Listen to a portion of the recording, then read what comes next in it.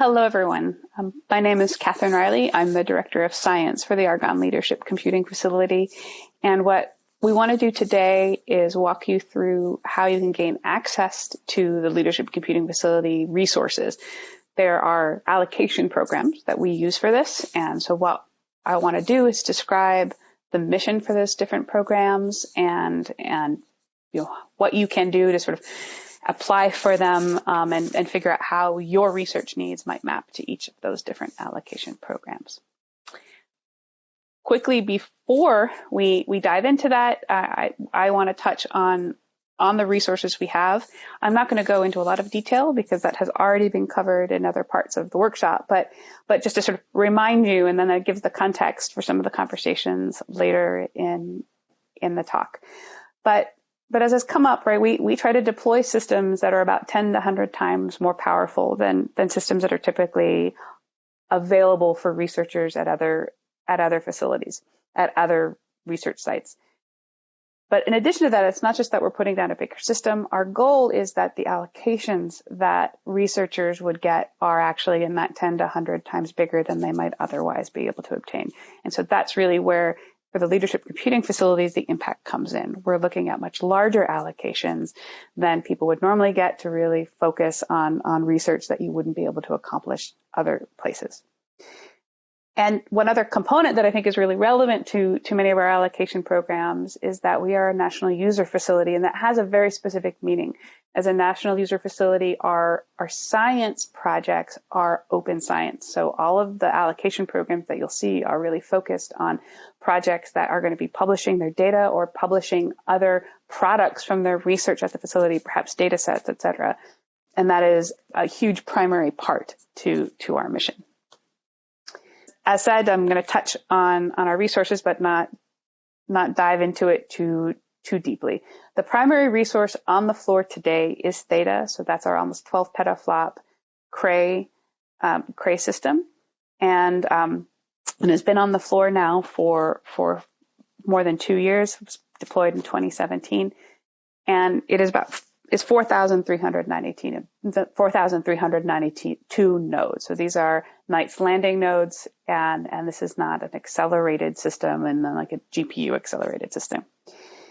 In the 23 timeframe for some of our allocation programs, you will start seeing Aurora. So Aurora is our next large system. It is expected to be one of the nation's first exaflop scale systems, or greater than exaflop scale systems, really focused on all three pillars of computational science, really focusing on simulation, data, and learning, and having those fully integrated and supported across the whole resource.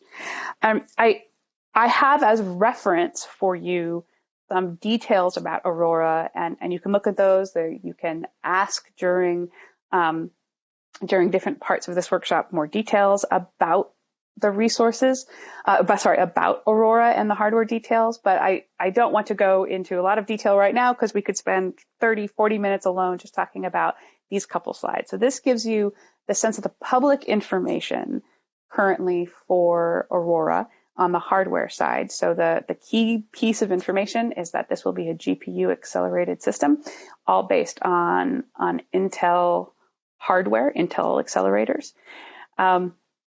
And to give you a sense of how to think about planning, this slide overviews the software environment that you might expect to see. And the really short version of what this slide means is that the programming languages and libraries that you are using today, you should expect to be there also on Aurora, along with actually quite a few new capabilities and multiple different ways to program against GPUs. All right. So that is the quick, super fast view for our resources. And again, I encourage you to ask questions over the course of the whole workshop, really about these resources and more details about how you can use them efficiently, right? Which is why you're here. But how do you gain access to them? What are the allocation programs and how do they map? This is, in the end, the overview of my entire talk, this slide. And it is a very useful reference slide, and I just put it at the very beginning. We'll also touch back to it at the very end. But there are 3 primary allocation programs: INCITE, ALCC, and Discretionary. with a lot of different details about what their missions are, who can apply, and how much time on the system they have. I'm not going to dive into this now because we'll talk a little bit more in detail about all of these things as I walk through, but it's sort of like the quick introduction. As I mentioned, we've got INCITE, ALCC, and our discretionary, which really amounts to the primary allocation programs on our systems. We also have other programs that we execute to collaborate with researchers. And I'll talk a little bit about these, which is our data science program and our early science program. These are less focused on, getting large computer data allocations and more focused on collaboration to develop a capability, and that might not be there already. And as I said, I'll talk through those in a second. This is a bit of a repeat slide from the slide a couple of slides ago, but this is sort of the big overview that we've got INCITE, which is co-organized, co-managed between Argonne and the ALCF and Oak Ridge, the OLCF. The ALCC program, which is the Oscar Leadership Computing Challenge program, which is 20% of the system, and then our discretionary. Discretionary is 20% again of the ALCF resources, but it also includes some already sort of allocated chunks. Like, for example, the exascale computing program has up to about half of the discretionary time in that pool. All right, so I start with this sort of talking about our discretionary program and build up from there. So the discretionary program is one that the ALCF exclusively manages. We do that internally. The primary goal for most of this time in this pool is to get projects started, right? Is to get projects who are thinking that they might want to apply for some of the bigger allocation programs, the INCITE and ALCC programs, to get them exposed to our resources, to understand maybe what they need to do to improve their program or their research, right, to be able to compete. We also use these for strategic purposes. So as I mentioned, we have some of these other projects where we're collaborating with researchers to bring in new technical capabilities. So the discretionary projects also sort of fall into that space as well. But I think for most people, really the discretionary is this getting started pool where you can get small allocations with a low overhead to apply and a quick turnaround. As I said, the purpose for the discretionary really is this first step. It's available to anybody to apply. So you need not be, for example, DOE funded, and this is true for pretty much all our allocation programs, but it's available to any researchers in academia, industry, other countries as well are free to apply. The review process is an internal committee that the ALCF runs. We have a short request, of a few paragraphs about what your intentions are on the system, why you're getting on. Are you getting on to prepare a proposal? Are you getting on to test scalability? Are you getting on because this is your first time trying, a very large scale system and you just want to see what happens? And the allocation, the total time for this pool as a result tends to be a little bit smaller, right? So we're talking about low tens of thousands of node hours in the discretionary pool, but that's also meant to be very flexible and very dynamic, right? So allocations tend to be given on a 3 to 6 month time frame with pretty easy renewals, right? And as I said, none of these things are meant to be arduous or very time delayed. It's meant to be sort of quick interaction with the facilities to figure out what you need and to keep you going. And I should have mentioned actually on the discretionary projects that is an ongoing program. There's no deadline to apply. At any point, you can go to our website and choose to apply for a discretionary award. And our commitment is to get you a response on that within 2 weeks. As I mentioned, we have a few other programs, right, that fall under, in terms of where they get their time, fall under the discretionary pool, but these are more focused on technical capability and less focused on sort of getting a big compute time. So one of them is the data science program. We have an annual cycle for the data science program that's really targeted on a very, very small number of projects that will work with us trying to figure out the technical challenges and solve those technical challenges to getting a more data-driven problem working at the facility. So what we have found is as sort of the space of computational science has changed over the past few years, that a lot of the data-driven technical solutions sometimes still need a little bit more help, have less experience running at these very large systems, or honestly are just so new they don't have technical solutions. And so this is a program where we have ALCF staff focused on that collaboration to bring projects forward. You should see there's more information about this also on the website, but you will also see this call go out annually. There's a call planned for this year. It might actually be a little bit later in the year than we would have normally had it. It would have normally been going out around right now. Our goal this year is actually for various reasons, we're going to be making the call come out in the fall. Right. The other program that I mentioned that was sort of in this discretionary space, but is less focused on sort of the allocation and more on the collaboration, and is one, if it's interesting to you, to keep your ears open for, is our early science program. And the early science program is a mechanism that we use to collaborate with researchers to get ready for our next generation platform. And we have done this multiple times. For all of our large scale platforms, we have had an early science program. And the reason a researcher might join to do this is it provides very early access to what these systems might look like. It provides access to the facility staff, right, so that they can get their science ready for that next generation platform and be really ready to go on day one. So it's that sort of, jump start, if you will, getting ready for a next generation platform. And for us, the reason we do this, besides the reality that we want science running on new platforms very quickly, is that it also provides some of the best tests on new hardware that we could potentially expect. New hardware and software is never perfect, right? And scientific codes tend to have the best ability to break new hardware and new software. So this is not something that happens on an annual basis, this call. This is a program that happens based on the cycle of our production timeline. So our cycle for these projects that we execute that deploy a big system.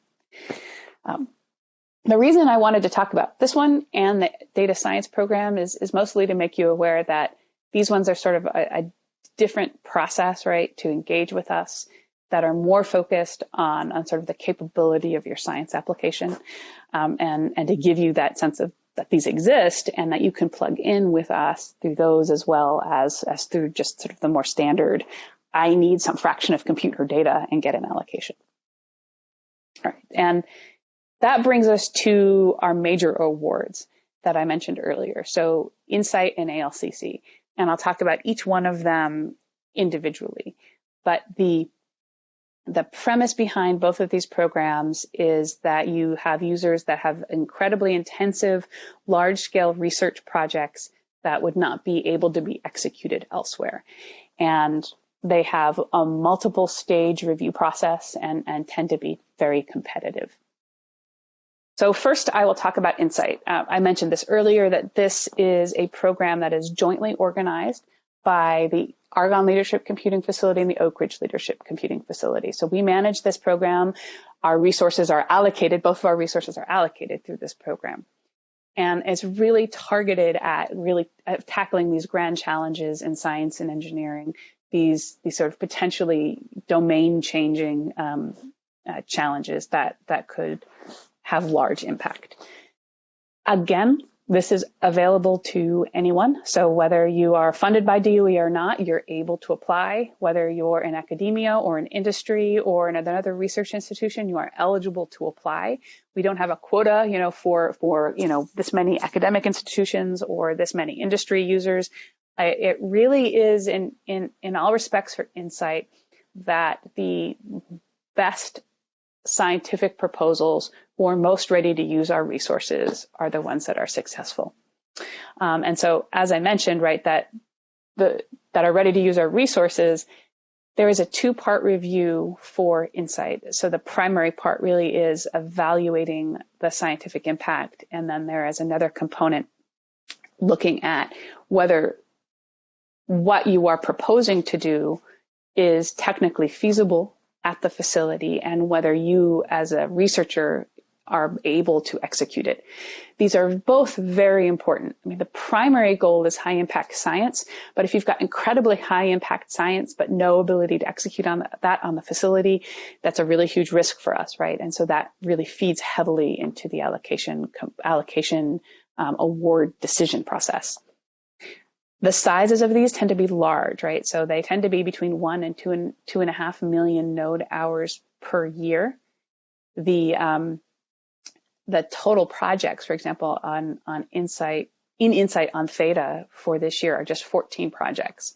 So that's a small number, right? And a part that is driven because Theta is a smaller resource for the floor right now, but it gives you a sense of the scale of these allocations, but also sort of the competitiveness level.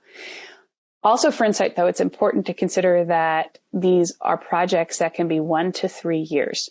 So these are renewable. Renewable is sort of a slightly different process, right? You're not writing a new proposal every year. If you are, a 3-year awarded project, you write, sort of a progress report. There are details about how you would write that, but you write a progress report midway through your year. And as I said, this is 60% of the resource. I already talked a bit about this, right? This is sort of one of our stock INCITE slides, but the INCITE, so it stands for Innovative and Novel Computational Impact on Theory and Experiment. And as I mentioned, we are jointly running that program with Oak Ridge. We have the dual criteria that you have a research campaign with the potential for large impact on the community, and that you are ready to run those, and that you understand how you are going to run that campaign. And just to make it very clear that this is, and to repeat it, that eligibility is for anyone regardless of funding source. The only real restriction we have is whether we are able to get you onto our system, and there's a very small list there of state sponsors of terrorism, for example, that have trouble getting access to the system. This gives you a quick overview of the review process and what is being looked for in each one of those stages. So for new proposals, you're looking at the scientific and technical merit or technical merit, right? There's some components of projects that actually have not just the scientific merit, but there's impact out of the technical work that they might be doing. The panelists look for the appropriateness of the methods that are being used. So are these reasonable? Could there be better methods that you could be using? Is this too low resolution or not accurate enough for what you're doing? Whether your team is capable of executing this, whether they are experts in their field and there's enough people to do the work, and if the resources requested are reasonable. So the panelists actually do say, right, I like this question. It's a good question, but is it worth a third of the machine for a year? I'm not sure. And they make that assessment for us. They help us give guidelines. And I did kind of skip over one component here, which is that the panelists, and who are they? So these proposals are reviewed by domain. They are panels convened previously in person. We don't know whether we'll be in person this year or not. But there's a small group that reviews all the proposals in a particular domain. They sit down, they have a conversation about those particular proposals, understanding sort of not only the merits of an individual one, but how they compare against each other. We are looking at experts. We fill these with sort of world-renowned experts in these fields, and have had a very strong history of excellent reviewers. So moving on then from the new in the new proposal assessment is the secondary component of the computational readiness. So the insight that the scientific experts might be able to provide some insight on computational readiness. It kind of depends on their background, but also how well they know the facility. So in addition, what we really focus on is that computational readiness coming from the facilities. Both Oak Ridge and Argonne look at every proposal. They look, we try to map actually based on domain experience. to the internal reviewers, and we're looking at this technical readiness. We're looking at this same questions of sort of appropriateness for requested resources. We're looking to see, have they run it, and any equivalent resource, or have they run locally? Do they actually know what they're trying to do, and do we think we can execute it? And so that, as I said, is an important sort of gateway. It's more of a gateway sort of in the allocation process. For renewal, as I mentioned, right, this is both simpler and shorter than writing a new proposal. The primary goal in a renewal is looking for change of scope. So when a project is first awarded an INCITE award, it's based on a set of milestones and a set of scientific goals, right, that are described in that original proposal. So reviewers are really trying to make sure they understand if there's been a large scope change, and if there has been a large scope change, why, right? Was it justified? Is the team able to justify that? Sometimes, absolutely, renewal projects have been able to explain why they had a scope change, right? This is science. You don't know absolutely everything that will happen in every stage 3 years in advance. So it's not that this is necessarily a bad thing. It's just that if there is some scope change, some change in direction, it needs to be well justified. There are times, though, also where the scope change is so dramatic that it really does need to be reviewed again. And that's something that's often a good conversation to have with the directors of science at each facility and the INCITE program manager. But then also in that renewal assessment, we're just trying to understand, right, have the projects met their milestones? Are they on track, right? And the continued merit. And the readiness in this renewal process is sort of a similar, right? We're really just making sure that these projects are on track. The final process for INCITE is the award decisions that is made up primarily of the INCITE program manager, which is Judy Hill, the directors of science for the two facilities, and then the directors from both facilities. And then, of course, we fold in larger help from the facility as well. We don't do this completely all on our own, but we fold in the input from the scientific panels on both the merit of the proposals, how they compare against each other, and look at those top proposals and look at those proposals that are computationally ready and make decisions from there. Some recent trends in INCITE that are worth being aware of include a very dramatic growth in projects that are looking at sort of non-traditional simulation use cases, right? So this includes projects that are using much more learning-based technologies to solve their problems, but also a lot more data-driven projects that are not just sort of doing the canonical, write a big simulation and do some analysis on it, but that might have large streaming data components and other sort of complexities. And we continue to try to evolve the panels to sort of appropriately address this and evolve the facilities as well, right? The actual physical facility, so that we're able to accommodate these projects and grow with where we see science moving. And here are just a few statistics on the 2019 awards by systems, and it gives you just a sense of how. And actually, this I think I need to do a quick update on, but it gives you a sense on how big these projects are and how few they are. It tends to be a 20 to 25% acceptance rate as we go through proposals. And again, right, some other statistics that people find valuable. It's not the same people over and over again. And this is something that actually we get asked quite frequently. In 2019, 38% of the PIs had never led an INCITE proposal before, right? So this is good, right? This is sort of arguing that it's not just the same PIs who are competing and winning every single year, that we're seeing new people come in and successfully compete. And I think what's also valuable in here is that you've got new proposals coming in at a pretty high rate. All right, switching gears to talk about ALCC. I won't talk as much in detail about the ALCC, in part because this program is run entirely by Oscar our funding agency in the Department of Energy and the Office of Science. So ALCC is focused on providing large allocations, impactful allocations to science that could have a large impact, again, but on projects that are of strategic interest to the Department of Energy. Now, sometimes that means that it is people funded by the Department of Energy, and they're looking, to make sure to support compute needs within the Department of Energy.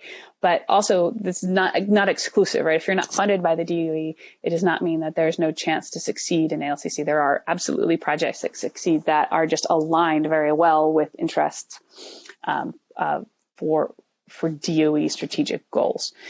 This is a one-year award program, so they do not do multi-year awards. It is every year you write a new proposal, and those proposals are due in the spring. We'll have the deadlines later, right here, as a matter of fact.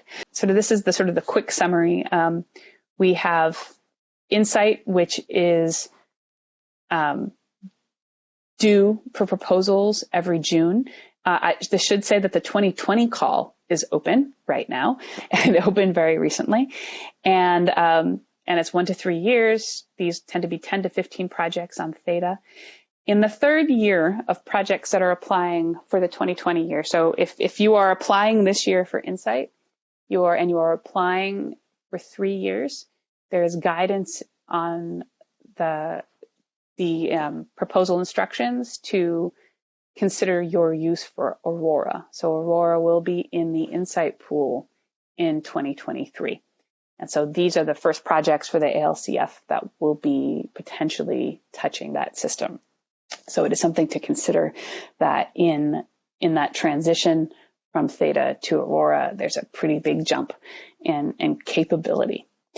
For ALCC, the call closes in February, so we did recently close the 2020-2021 ALCC year, because as I did not mention, these are 6 months off from each other.